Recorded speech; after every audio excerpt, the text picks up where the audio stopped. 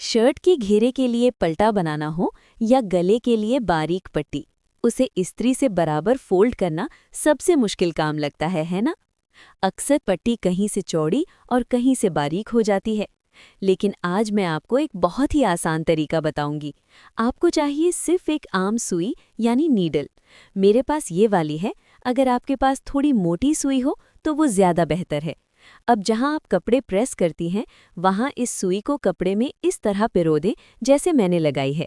पट्टी को सुई के नीचे रखकर सुई लगाना। आप चाहें तो पहले सुई लगाकर बाद में कपड़ा गुजार लें, लेकिन मैं आपको आसान तरीका बता रही हूँ। पहले पट्टी को जितना चौड़ा रखना है फोल्ड करके रखें और ऊपर से सुई लगा दें।